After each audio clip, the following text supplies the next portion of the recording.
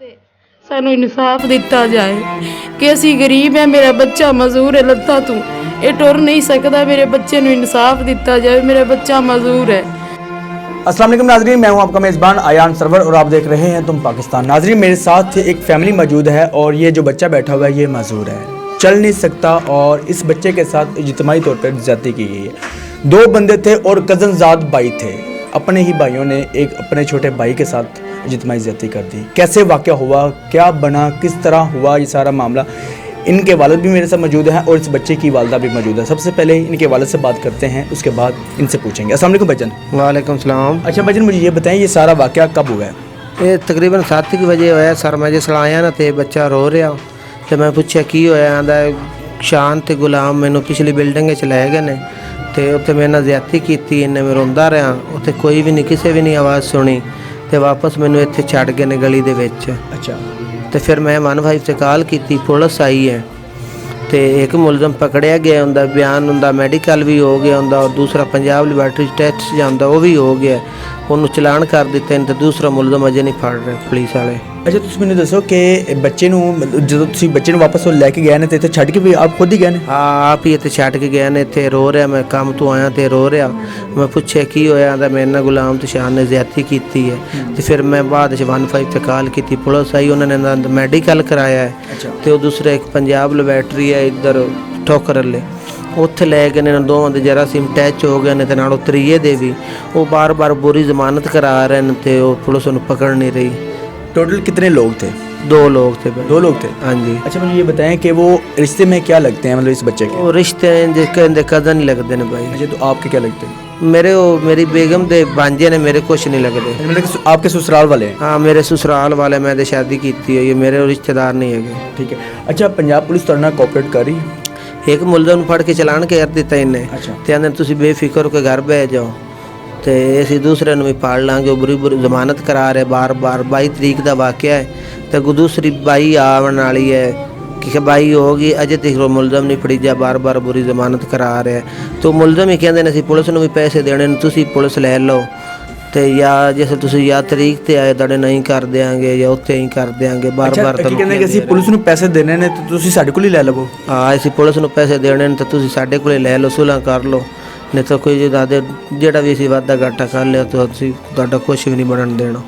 अच्छा, मतलब ਕਹਿੰਦੇ ਨੇ ਕਿ ਧਮਕੀਆਂ ਲਾਉਂਦੇ ਨੇ। ਅੱਛਾ, ਕਹਿੰਦੇ ਨੇ ਕਿ ਜੀ ਪੈਸੇ मतलब ਤੁਹਾਨੂੰ ਧਮਕੀਆਂ ਵੀ ਲਾਉਂਦੇ ਨੇ ਔਰ ਤੁਹਾਨੂੰ मतलब ਖਰੀਦਣ ਦੀ ਕੋਸ਼ਿਸ਼ पैसे भी आंदे ने, आंदे 3 लाख रुपया ले लो, अच्छा। कभी 1.5 लाख आंदे ने, कभी लाख आंदे ने, सारिਆਂ ਨੂੰ पता, पूरे मल्ले ਨੂੰ पता, पूरे मल्ले जिंदे को मर्जी पूछ लो, बार बार पैसों का भी आखिर ने, सारा निज़ाम आखिर ने, पर मेरे घर के किसी गल तो नहीं आंदे ने सी पैसे लेने से इंसाफ लेना। अच्छा, जो 2 लड़के हैं वो दोनों लड़के अलग अलग घर के हैं? हाँ, अलग अलग घर दे ने, वो भी आपस में कज़न ही ने। अच्छा, वो भी आपस में कज़न? हाँ जी, उनकी एक दूसरे की होर है, अबू है उनका होर है, दो कज़न ने, मलेरा मुसेरा के बेटे ने, रिश्तेदारां दे, बार बार यही कह रहे हैं पैसे ले लो, तुहाडा कुछ नहीं बनना। अच्छा, तुसी काम की करते हो? मैं मेहनत मजदूरी करना भाई, कभी कोई पल्लेदारी कर ली, कभी मिस्त्री है मगर कर ली, कभी है गैस वाले ना भाग गया, जिदे काम लग गया उधर चला जाना, कभी कभी नहीं भी मिलता। हुण 22 तरीक का मैं काम तो नहीं गया, से मुसलसल च भज रहा, जो मेरे घर दे लिया रहे बस वही खा पी रहे हैं। 22 तरीक का किधर नहीं गया, इस रोले च बजे मैं कभी असैम्बली आल गया, उत्थे भी नहीं कुछ बनया, उत्थे भाई ने एक ने आके इतने बह उन्हें आ जाते हैं, बच्चे भी नाल लैके गया तो उत्थे भी वो भाई नहीं आया, बाद मैंने गल्लां करता रहा, मैं तो सर हूँ 12 बजे घर आ गया रात दे। अच्छा, इस बच्चे का जो मेडिकल हुआ है दोनों की निशानदही हुई है? हाँ जी, दोवें क्लीयर हो गए ने, सारा कुछ हो गया, DNA रिपोर्ट होंगी ठोकर तो वो भी क्लीयर हो रही है, फिर भी नहीं इंसाफ मिल रहा सर। बार बार ही बस थाने जाना तो आते ने तू बेफिक्र होकर बह जा, तेन इंसाफ चाहे, तेरा ऐसी दफ़ा लावांगे भी ये 20 साल छुट्टणगे नहीं।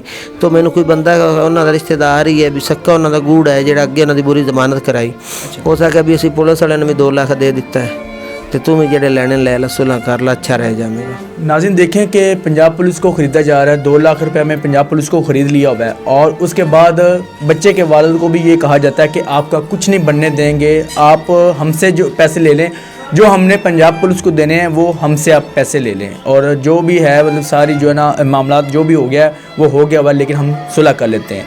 तो वालिद ये चाहते हैं कि जी उन मुल्ज़िमों को सज़ा होनी चाहिए ताकि आइंदा किसी बच्चे के साथ ऐसी हरकत ना हो या ऐसा वो कभी भी ना करें, या इबरत का निशाना बनाया जाए। उनको देख के किसी को सबक हासिल होना चाहिए। तो इनकी बच्चे की वालदा भी हमारे साथ मौजूद है, इनसे बात करते हैं कि ये उस टाइम कहाँ पे थे। अस्सलाम वालेकुम बाजी। वालेकुम सलाम। अच्छा बाजी, मुझे ये बताएं जब आपके बच्चे को यहाँ से लेके गए हैं तो आप उस टाइम कहाँ पे थी? जी इधर ये साथ में फैक्ट्री, उधर जाती हूँ काम पे। अच्छा। तो उधर 200-400 जो बन जाता है अपने घर तो आपने देख लिया है। जी, जी। अपना घर उसी से ही चलाते हैं। तो जब मेरे बच्चे के साथ ज्यादती हुई तब मैं घर में नहीं थी, वह मैं काम पे थी। तो जब मैं आई हूँ तो मेरा बेटा इधर पड़ा हुआ था, तो मैंने देखा है तो मेरे आदमी ने कहा कि ये तुम्हारे रिश्तेदारों ने ज्यादती की है। अच्छा, मतलब कि आपके खामन पहले आ गए थे घर में? जी ये पहले आ गए थे। अच्छा। कभी कभार इनकी मजदूरी लगती तो कभी नहीं लगती है, तो ये पहले आ गए थे। इन्होंने कहा है कि ये आपने बच्चे के साथ ज्यादती की है। मैं गई उनके घर में, उनको कहा कि ये आपके बच्चों ने हमारे बच्चे के साथ ज्यादती की है। तो वो कहते हैं नहीं हमारे बच्चे ने नहीं ज्यादती की, हम जाते हैं कुरान चाहते हैं, हम मसीत में जाते हैं। मैं क्या नहीं तेरे बच्चे ने ज्यादती की है। उन्होंने क्या नहीं कीती, तेन क्या ना नहीं कीती तो जा ਜਿਹੜਾ ਹੁੰਦਾ ਹੀ ਕਰ ਲਾ। ਅਸੀਂ ਫਿਰ 15 ਤੇ ਕਾਲ ਕੀਤੀ ਹੈ, ਪੁਲਿਸ ਆਈ, ਇੱਕ ਨੂੰ ਪਕੜ ਕੇ ਲੈ ਗਈ, ਦੂਸਰੇ ਨੂੰ ਨਹੀਂ ਪਕੜ ਕੇ ਲੈ ਗਈ।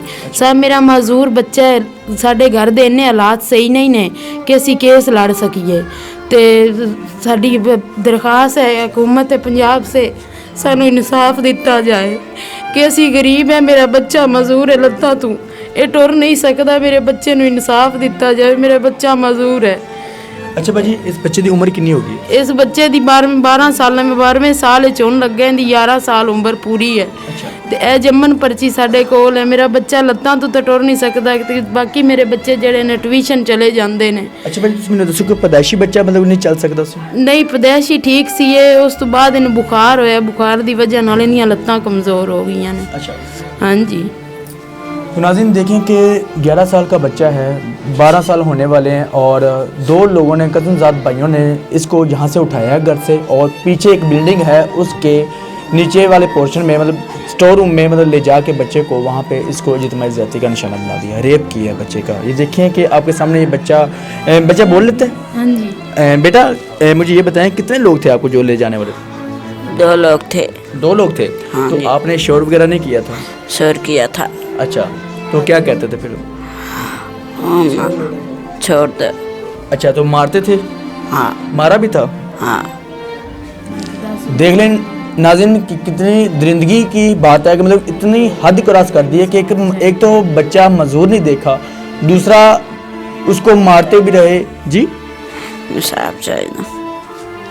नाज़रीन मेरी आपसे भी ये दरख्वास्त है कि इस वीडियो को कितना शेयर करें कि अहले हकाम तक पहुंच सके, वो इनको इंसाफ दे सकें, ताकि उन तक बात पहुंचेगी तो वो कोई हरकत में आएंगे।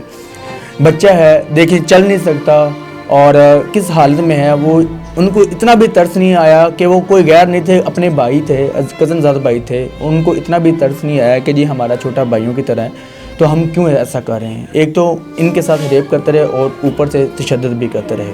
मेरी अहले हकाम से दरख्वास्त है कि इन फैमिली को, ये गरीब फैमिली है, इनका कोई सहारा नहीं है, अभी तक इन्होंने कोई वकील भी नहीं किया। तो मेरी यही आपसे दरख्वास्त है कि जितना हो सकता है इनको जल्दी से जल्दी इंसाफ दिया जाए और मुल्ज़िमों को कैफ़रे किरदार तक पहुँचाया जाए ताकि अंदर से कोई ऐसी हरकत ना करे। तो इसी के साथ मुझे इजाज़त दीजिएगा, मिलते हैं इंशाल्लाह नेक्स्ट वीडियो में, तब तक के लिए अल्लाह हाफ़िज़।